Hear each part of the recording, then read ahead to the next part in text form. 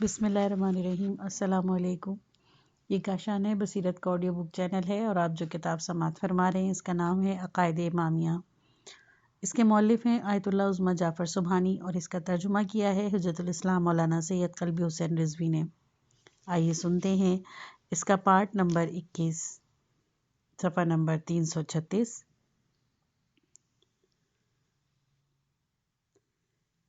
چنانچہ انس ابن مالک کہتے ہیں کہ ہم پیغمبر اکرم صلی اللہ علیہ وآلہ وسلم کے ساتھ نماز پڑھتے تھے۔ اگر ہم میں سے کوئی زمین پر اپنی پیشانی رکھنے سے معذور ہوتا تو اپنے امامے کے کونے یا اپنے لباس پر سجدہ کر لیتا تھا۔ صحیح بخاری 1/101، صحیح مسلم 1/109۔ اس بنا پر شیعہ امامیہ ہمیشہ اس اصول کے پابند رہے ہیں کہ صرف زمین یا زمین سے اگنے والی غیر معقول اور غیر ملبوس چیزوں جیسے حصیر اور چٹائی پر سجدہ کرتے ہیں، اور اگر شیعہ اس بات پر مصر ہیں کہ حتی الامکان صرف مٹی، پتھر یا چٹائی اور ان جیسی چیزوں پر سجدہ کیا جائے تو اس کی دلیل یہی ہے۔ چنانچہ بہتر یہی تھا کہ اسلامی ملکوں میں مسجدوں کو ایسے تعمیر کیا جائے کہ تمام مذاہب کے پیرا اپنے فرائض پر عمل کر سکیں۔ آخر میں اس نقطے پر توجہ کرانا ضروری ہے کہ پتھر اور مٹی مسجود علیہ ہیں، نہ مسجود لہ، یعنی ان پر سجدہ ہوتا ہے، ان کو سجدہ نہیں کیا جاتا۔ بعض اوقات غلط تصور کیا جاتا ہے کہ شیعہ پتھر کو سجدہ کرتے ہیں، حالانکہ وہ دیگر مسلمانوں کی طرح صرف خدا کے لیے سجدہ کرتے ہیں اور خدا کی بارگاہ میں خضوع اور خشوع کے ساتھ پیشانی کو خاک پر رکھ کر دل میں کہتے ہیں این التراب و رب الارباب۔ 144ویں اصل۔ ہر مسلمان پر واجب ہے کہ روزانہ 5 وقت نماز ادا کرے۔ ان کے شرعی اوقات قرآن و سنت میں بیان ہوئے ہیں۔ ظہر سے غروب تک نماز ظہر و عصر کا وقت ہے، مغرب سے نصف شب تک نماز مغرب و عشاء کا وقت ہے، اور طلوع فجر سے طلوع آفتاب تک نماز صبح کا وقت ہے۔ شیعوں کا اعتقاد ہے کہ ظہر سے غروب تک 2 نمازوں کا مشترک وقت ہے، لیکن اول وقت میں 4 رکعت کا وقت نماز ظہر کا مخصوص وقت ہے اور آخر وقت میں 4 رکعت کا وقت نماز عصر کے لیے مخصوص ہے۔ اسی لیے مذکورہ 2 اختصاصی وقت کے علاوہ انسان دونوں نمازوں کو مذکورہ زمانی فاصلوں کے اندر جب چاہے پڑھ سکتا ہے اور ان کے وقت فضیلت کو صرف نظر رکھ سکتا ہے، اگرچہ ان دونوں نمازوں کو ایک دوسرے سے جدا کر کے ان کے وقت فضیلت میں بھی پڑھ سکتا ہے۔ ظہر کی فضیلت کا وقت اول زوال سے اس وقت تک ہے کہ شخص کا سایہ خود شخص کے برابر ہو جائے۔ عصر کی فضیلت کا وقت تب ہے جب شخص کا سایہ شخص کے دگنا ہو جائے۔ حضرت امام محمد باقر علیہ السلام فرماتے ہیں، جب آفتاب نصف آسمان پر پہنچے تو نماز ظہر و عصر پڑھنے کا وقت پہنچتا ہے، اور جب آفتاب غروب ہوتا ہے تو نماز مغرب و عشاء کا وقت داخل ہوتا ہے۔ وسائل شیعہ جلد 3 ابواب مواقیت باب 4 روایت 1۔ امام صادق علیہ السلام فرماتے ہیں، جب آفتاب حد زوال پر پہنچتا ہے تو نماز ظہر و عصر کا وقت پہنچتا ہے، بجز اس کے کہ نماز ظہر عصر کی نماز سے پہلے پڑھی جاتی ہے۔ اس کے بعد تم آزاد ہو، ان دونوں نمازوں کو جب چاہو ادا کرو یہاں تک کہ آفتاب غروب ہو جائے۔ حضرت امام محمد باقر علیہ السلام پیغمبر اسلام صلی اللہ علیہ وآلہ وسلم کے بارے میں بیان فرماتے ہیں کہ حضرت صلی اللہ علیہ وآلہ وسلم کسی عذر و علت کے بغیر نماز ظہر و عصر کو ایک ساتھ بجا لاتے تھے۔ اصولی طور پر بعض مواقع پر 2 نمازوں کو ایک ساتھ پڑھنے کے سلسلے میں تمام فقہاء اسلام کا اتفاق نظر ہے۔ عرفات اور مزدلفہ میں تمام فقہاء نماز ظہر و عصر یا مغرب عشاء کو ایک ساتھ پڑھنے کو جائز سمجھتے ہیں۔ اس طرح سے بہت سے سنی فقہاء سفر میں 2 نمازوں کو ایک ساتھ پڑھنے کو جائز سمجھتے ہیں، اور لوگوں سے شیعوں کا فرق یہ ہے کہ وہ ایک قدم آگے بڑھ کر مذکورہ دلیلوں کی بنا پر نماز کو اپنے وقت فضیلت میں پڑھنے کو افضل سمجھتے ہیں۔ 2 نمازوں کو ایک ساتھ پڑھنے کو مطلقاً جائز جانتے ہیں۔ اس امر کا فلسفہ، جیسا کہ احادیث میں بیان ہوا ہے، مسلمانوں پر فرائض کو آسان کرنا ہے، اور خود پیغمبر اکرم صلی اللہ علیہ وآلہ وسلم نے بہت دفعہ کسی عذر جیسے سفر و بیماری وغیرہ کے بغیر 2 نمازوں کو ایک ساتھ پڑھا ہے تاکہ امت کے لیے راہیں آسان کرے۔ اب جو چاہے نماز کو ایک ساتھ پڑھے، جو چاہے دو نمازوں کو الگ الگ پڑھے۔ مسلم اپنی کتاب صحیح مسلم میں نقل کرتے ہیں، رسول خدا صلی اللہ علیہ وآلہ وسلم نے نماز ظہر و عصر و مغرب عشاء کو دشمن کے خوف کے بغیر اور سفر میں نہ ہونے کے باوجود ایک ساتھ ادا فرمایا۔ صحیح مسلم 2/151۔ بعض روایتوں میں اس عمل کا فلسفہ بیان ہوا ہے، چنانچہ ایک روایت میں یوں بیان ہوا ہے کہ پیغمبر اکرم صلی اللہ علیہ وآلہ وسلم نے نماز ظہر و عصر اور مغرب عشاء کو ملا کر پڑھا۔ جب ان سے اس کی علت کے بارے میں سوال ہوا تو آپ صلی اللہ علیہ وآلہ وسلم نے فرمایا، میں نے اس لیے ایسا کیا تاکہ میری امت رنج و سختی میں نہ پڑھے۔ موطا مالک پر رزقانی کی شرح، جلد اول، باب المجموع بین الصلاتین فی الحضر والسفر۔ صحاح اور مسانید میں جو روایتیں پیغمبر خدا صلی اللہ علیہ وآلہ وسلم کی دو نمازیں ایک ساتھ بجا لانے کے بارے میں بیان ہوئی ہیں، ان کی تعداد 21 سے زائد ہے۔ ان میں سے بعض سفر سے متعلق، بعض خارج از وقت سفر اور مرض و بارش سے مربوط ہیں۔ بعض روایتوں میں دو نمازوں کو ایک ساتھ ادا کرنے کا فلسفہ کی طرف اشارہ ہوا ہے، جن کا مقصد مسلمانوں پر فرائض کی ادائیگی میں آسانی پیدا کرنا ہے۔ شیعہ فقہا نے اسی سہولت سے استفادہ کرتے ہوئے دو نمازوں کو ایک ساتھ پڑھنے کو مطلقاً جائز قرار دیا ہے۔ دو نمازوں کو ایک ساتھ پڑھنے کی کیفیت وہی ہے جس طرح تمام مسلمان عرفات و مزدلفہ یا سفر میں انجام دیتے ہیں۔ اکثر یہ تصور کیا جاتا ہے کہ دو نمازوں کے ساتھ ایک ساتھ پڑھنے کا مقصد یہ ہے کہ پہلی نماز کو اس کے وقت و فضیلت کے اور آخری وقت میں، مثلاً شخص کے سائے کو خود شخص کے برابر ہونے، اور دوسری نماز کو عصر کے ابتدائی وقت میں پڑھے۔ اس طرح نماز گزار حقیقت میں دونوں نمازوں کو اپنے وقت میں پڑھ لے گا، اگرچہ وہ ایک کو آخر وقت میں اور دوسرے کو اپنے وقت کے ابتدا میں پڑھتا ہے۔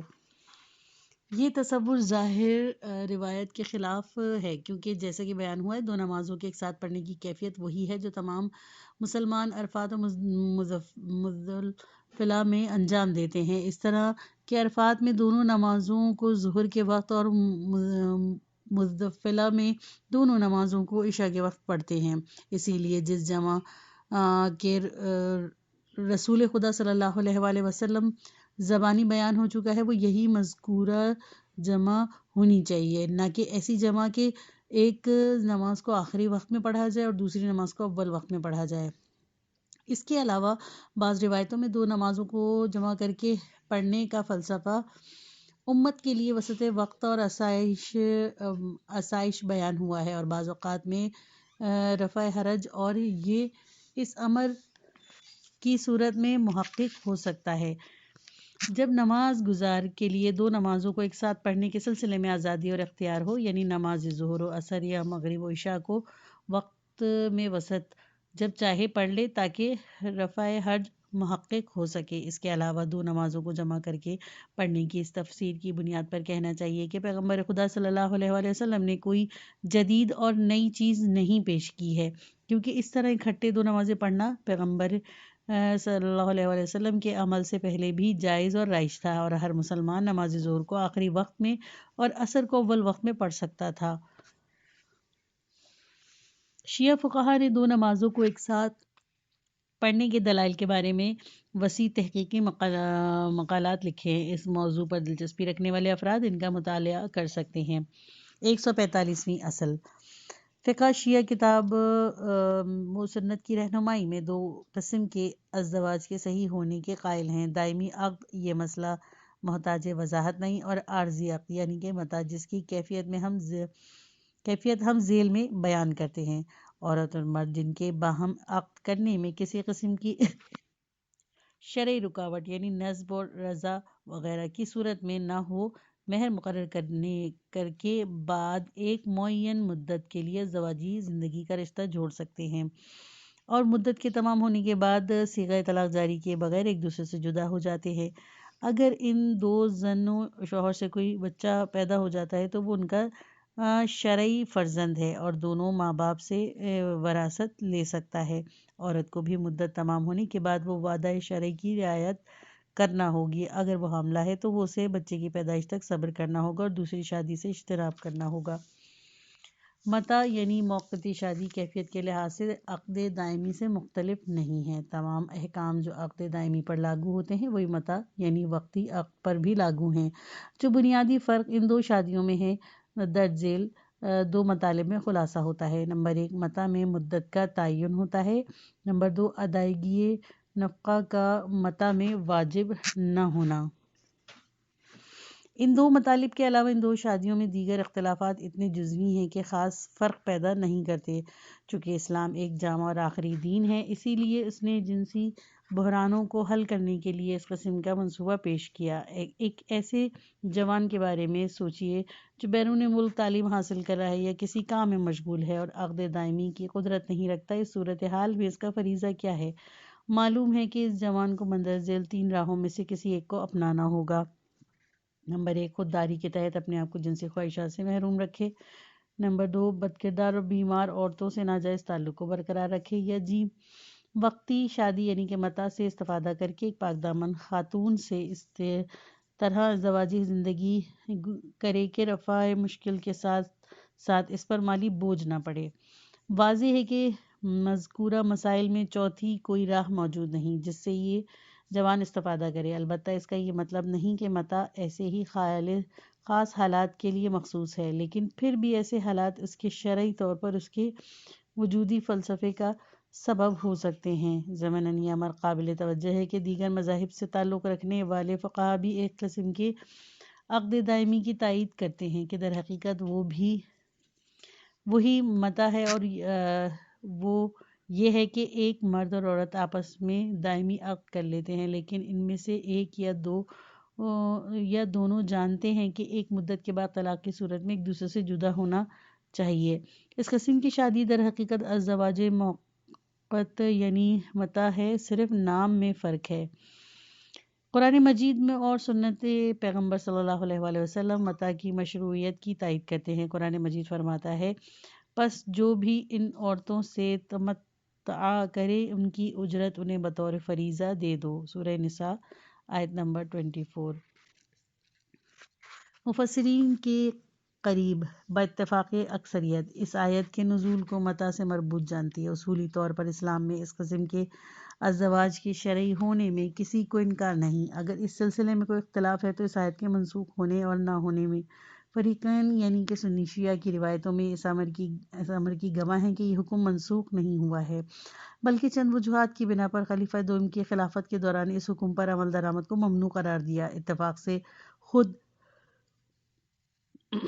خلیفہ دوم کی بات بھی اس امر کی گواہی دیتی ہے کہ پیغمبر اکرم صلی اللہ علیہ وآلہ وسلم کے زمانے میں متع جائز تھا، اور صاف ظاہر ہے کہ اس کی ممانعت میں ان کی ذاتی رائے کے علاوہ اور کوئی پہلو نہیں تھا، کیونکہ انہوں نے یوں کہا: اے لوگوں، 3 چیزیں رسول خدا صلی اللہ علیہ وآلہ وسلم کے زمانے میں رائج تھیں، میں ان سے نہیں کرتا ہوں اور انہیں حرام قرار دیتا ہوں۔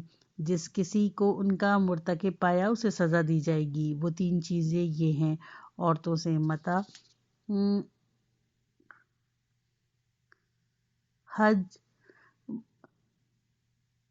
حج اور حی علی خیر العمل۔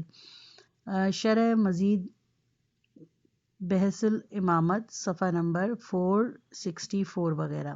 حیرت انگیز بات یہ ہے کہ پہلے اور تیسرے مسئلے میں خلیفہ کی ممانعت ابھی تک اپنی قوت کے ساتھ باقی ہے، لیکن متع حج یعنی خلیفہ کے نظریے کے خلاف تمام مسلمان انجام دیتے ہیں۔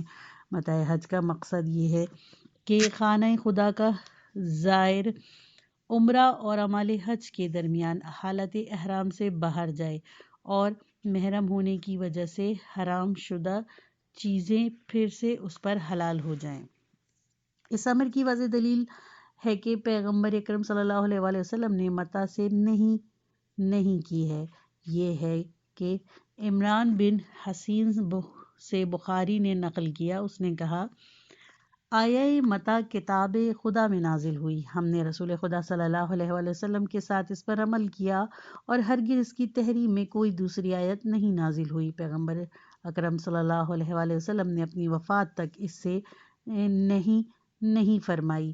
اس کے بعد ایک شخص نے اپنی رائے اس بنا پر اس سلسلے میں حکم صادر کیا۔ یہاں پر متا کو خلیفہ دوم کے ذریعے حرام قرار دینے کی طرف اشارہ کیا گیا ہے۔ صحیح بخاری 6/27۔ بخشش تفسیر سورہ بقرہ کی آیت 196 کے ذیل میں۔ 146ویں اصل فقہ امامیہ کے مطابق ہاتھ باندھ کر نماز پڑھنا بدعت تو حرام ہے۔ امیر المومنین حضرت علی علیہ السلام فرماتے ہیں، نماز گزار جب خدا کے سامنے کھڑا ہو جائے تو اپنے ہاتھوں کو ایک دوسرے کے اوپر قرار نہ دے۔ یہ عمل مجوسی کفار کا شیوا ہے۔ وسائل شیعہ جلد 4 باب 15 اسباب قواطع نماز حدیث 7۔ ایک بڑے صحابی ابو حمید سعدی نے صحابیوں کی ایک جماعت کے سامنے، جن کے درمیان ابو ہریرہ دوسی، سہل سعدی، ابو سعید سعدی، ابو قتادہ، حارث بن ربیع اور محمد بن مسلمہ بھی موجود تھے، رسول خدا صلی اللہ علیہ وآلہ وسلم کی نماز کی کیفیت بیان کی اور تمام چھوٹے بڑے مستحبات بھی بیان کیے، لیکن ہاتھ باندھ کے نماز پڑھنے کے بارے میں کچھ نہ کہا۔ بہقی سنن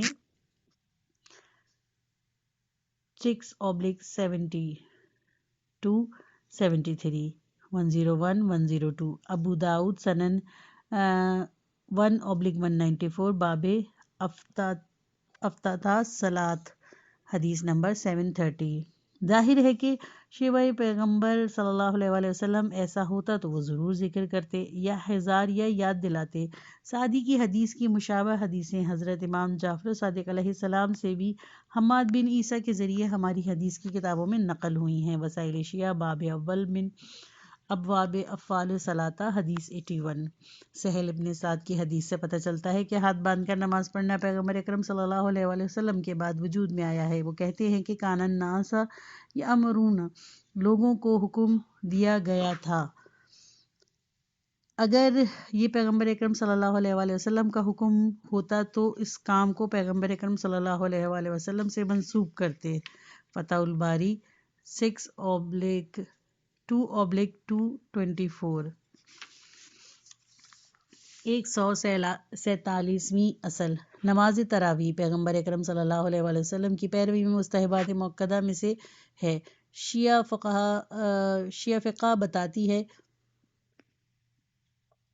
مستحب ہے کہ انسان ماہ رمضان کے تمام شبوں میں 1000 رکعت نماز پڑھے، لیکن ان نمازوں کا باجماعت پڑھنا بدعت ہے، بلکہ ان کو فرادہ صورت میں مسجد بلکہ بیشتر گھر میں ادا کرنا چاہیے۔ زید ابن ثابت پیغمبر اکرم صلی اللہ علیہ وآلہ وسلم سے نقل کرتے ہیں کہ مرد کے لیے گھر میں نماز پڑھنا مسجد کی نسبت افضل ہے، لیکن واجب نماز کو مسجد میں پڑھنا مستحب ہے۔ توسی خلاف کتاب صلوات مسئلہ نمبر 368۔ حضرت امام محمد باقر علیہ السلام فرماتے ہیں، مستحب نمازوں کو باجماعت نہیں پڑھا جا سکتا۔ دین میں ہر قسم کی بدعت گمراہی کا سبب بنتی ہے اور اس کا انجام آتش جہنم ہے۔ صدوق خصال 2/152۔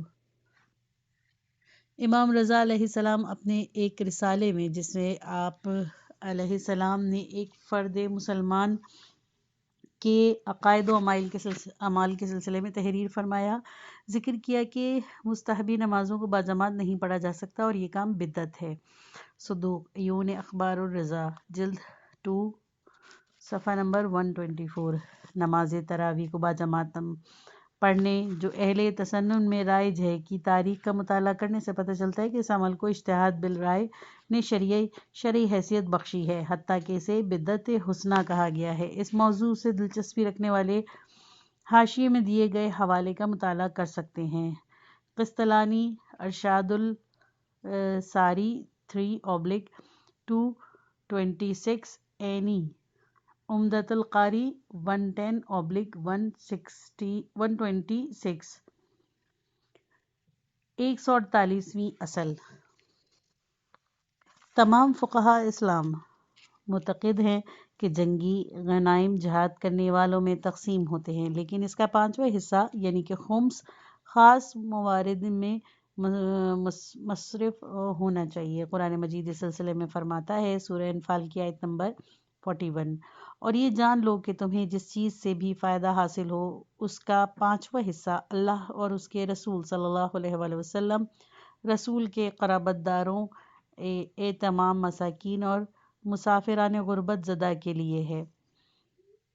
شیعہ فقہا اور دیگر فقہا کے درمیان جو فرق ہے وہ یہ کہ دیگر فقہا نے خمس کو جنگی غنیمت تک ہی محدود جانا، اس کے علاوہ اس فریضے کے قائل نہیں کیے، اور ان کی دلیل یہ ہے کہ یہ آیت غنائم جنگی کے بارے میں نازل ہوئی ہے، لیکن یہ مطلب درج ذیل دو نقاط نظر سے صحیح نہیں۔ لغت عربی میں نمبر 1، لغت عربی میں جو چیز انسان کے ہاتھ آئے اسے غنیمت کہا جاتا ہے، اور یہ غنیمت جنگی سے مخصوص نہیں ہے۔ چنانچہ ابن منظور کہتے ہیں غنیمت کسی چیز کا محنت و مشقت کے بغیر ہاتھ آنا ہے۔ اس کے علاوہ قرآن مجید نے بھی اسے جنت کی نعمتوں میں استعمال کیا اور فرماتا ہے سورہ نساء آیت نمبر 94، اور خدا کے پاس بکثرت فوائد پائے جاتے ہیں۔ اصولاً غنیمت تاوان کے مقابلے میں ہے۔ اگر انسان کو کسی نفع اور فائدے کے بغیر کوئی رقم ادا کرنے پر رکھ لیا جائے تو اسے تاوان کہتے ہیں، اسی طرح اگر کوئی نفع اس کے ہاتھ آئے تو اسے غنیمت کہتے ہیں۔ اسی لیے آیت کو غنائم جن کسی مخصوص کرنے کی کوئی دلیل نہیں ہے، اور اس آیت کا جنگ بدر کے غنائم کے سلسلے میں نازل ہونا جنگ سے اختصاص کی دلیل نہیں بنتا، اور تمام آمدنی میں خمس کا قانون ایک کلی قانون ہے اور نازل شدہ آیت کے لیے مخصص نہیں ہے۔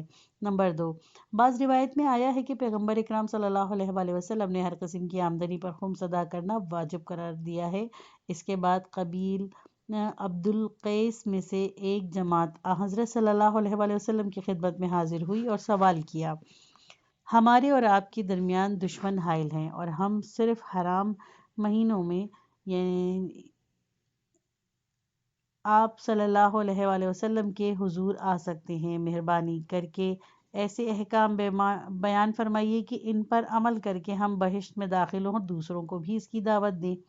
پیغمبر اکرم صلی اللہ علیہ وآلہ وسلم نے فرمایا، میں تم لوگوں کو ایمان کی تلقین کرتا ہوں۔ پھر ایمان کی تفسیر میں فرمایا، صحیح بخاری جلد دوم صفحہ نمبر 250، خدا کی وحدانیت پر شہادت، نماز قائم کرنا، زکوٰۃ ادا کرنا اور اپنی آمدنی کا 5واں حصہ خمس ادا کرنا۔ یقیناً اس حدیث میں غنیمت غیر جنگی آمدنی ہے، چونکہ سائل کہتا ہے ہم ایسے مقام پر ہیں کہ پیغمبر اکرم صلی اللہ علیہ وآلہ وسلم تک رسائی نہیں رکھتے، یعنی مشرکین کے ڈر سے مدینہ نہیں آ سکتے۔ ایسے افراد جو مشرکین کے محاصرے میں تھے، مشرکین سے جہاد کی طاقت نہیں رکھتے تھے، خمس ادا کرتے۔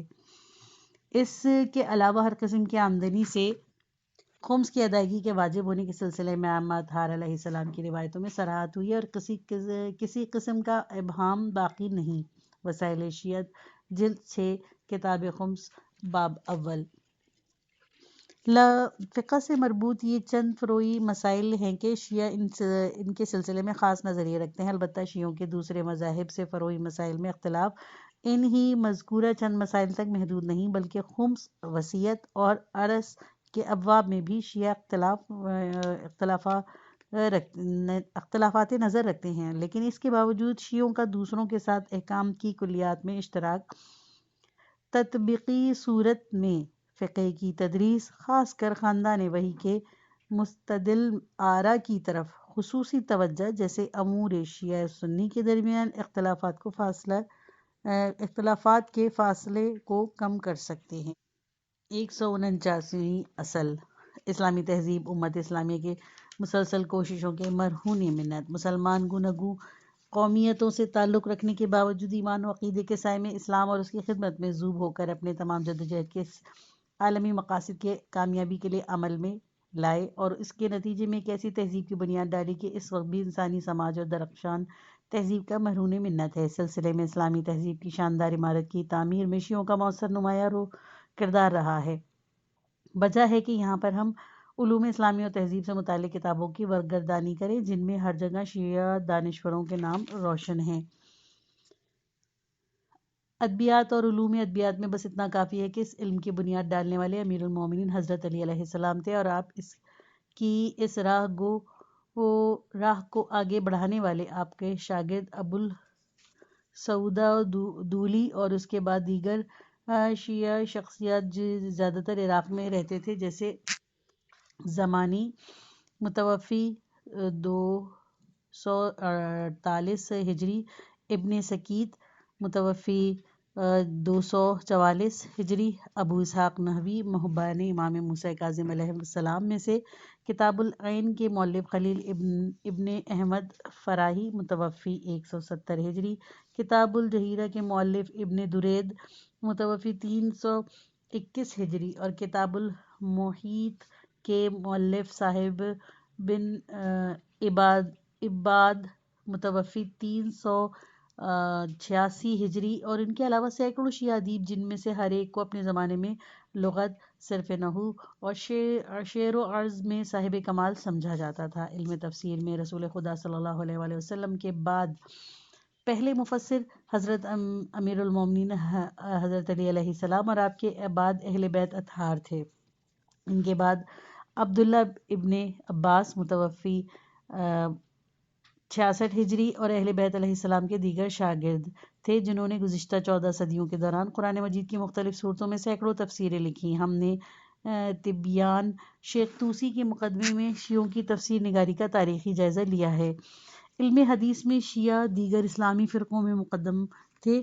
انہوں نے سنت رسول صلی اللہ علیہ وآلہ وسلم کو اس زمانے میں تحریر و تقریر کیا کے ذریعے محفوظ کیا، جبکہ اثر خلفاء میں سے حدیث لکھنا ممنوع قرار پایا تھا۔ اس سلسلے میں حضرت علی علیہ السلام کے دوست داروں میں سے عبداللہ ابن ابی رافع، ربیع بن سمی اور علی بن ابی رافع، اور ان کے بعد امام سجاد علیہ السلام، امام صادق علیہ السلام اور امام محمد باقر علیہ السلام کے شاگردوں میں نامور شخصیات قابل ذکر ہیں۔ عصر حضرت امام صادق علیہ السلام میں حدیث نے اس قدر نشوونما پائی کہ حسن ابن علی الواشا کے بقول میں نے مسجد کوفہ میں 900 محدثوں کو یہ کہتے دیکھا ہے: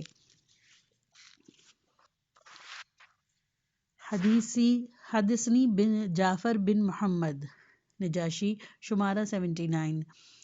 فقہ کی قلمرو میں ائمہ اطہار علیہ السلام کی مکتب سے تعلق رکھنے والے نامور فقہا نے تربیت پائی، جیسے ابان بن تغلب متوفی 141 ہجری، زرع بن امین متوفی 150 ہجری، محمد بن مسلم متوفی 150 ہجری۔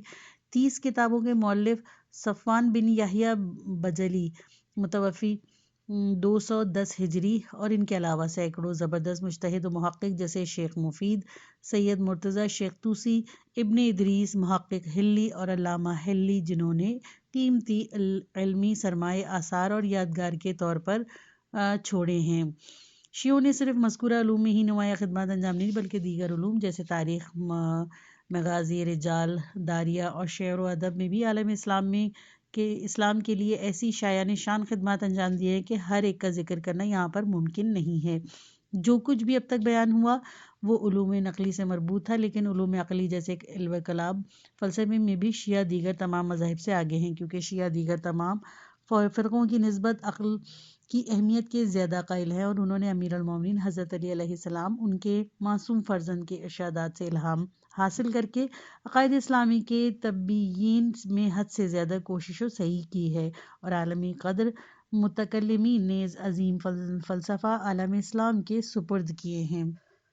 شیعہ علم الکلام پر ثمر ترین مکاتب کلام اسلامی محسوب ہوتا ہے، جو کتاب و سنت کے علاوہ عقل و فہم سے بھی مناسب استفادہ کرتا ہے، اور امام جعفر صادق علیہ السلام کے عصر میں آپ کے نامور شاگرد جابر ابن حیان علوم طبی میں ایسے مقام پر پہنچتے تھے کہ انہیں آج بابا علم کیمیا یعنی کیمسٹری کے نام سے جانا جاتا ہے۔ علم جغرافیہ کی تنوین میں احمد بن ابی یعقوب معروف با یعقوبی متوفی 290 ہجری، وہ پہلا جغرافیہ دان تھے جس نے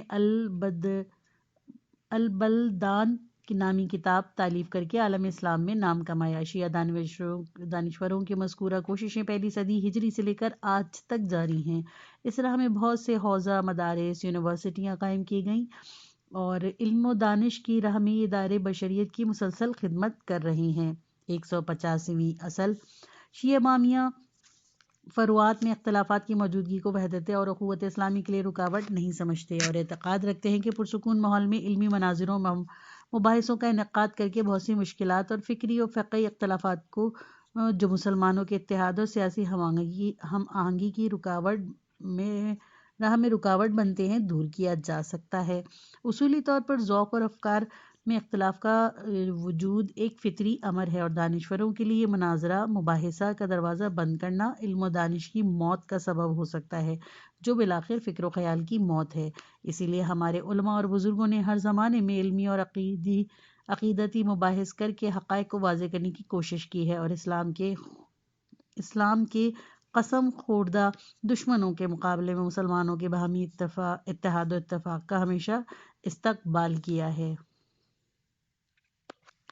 تمام شیعہ مفکرین اور مصلحین کے یہ نعرے ہیں: اسلام دو ستونوں پر استوار ہے، خدائے وحدہ لا شریک کی اطاعت اور اتحاد یکجہتی۔ خداوند پرچم اسلام کو تمام دنیا میں سربلند فرمائے، اختلاف ڈالنے والوں کو جو استعماری طاقتوں کے فائدے میں کام کرتے ہیں نابود فرما، مشرکین، منافقین اور ضمیر فروشوں کے مقابلے میں مسلمانوں کی قوت و طاقت میں اضافہ فرما اور ہمیں راہ راست کی ہدایت عطا فرما۔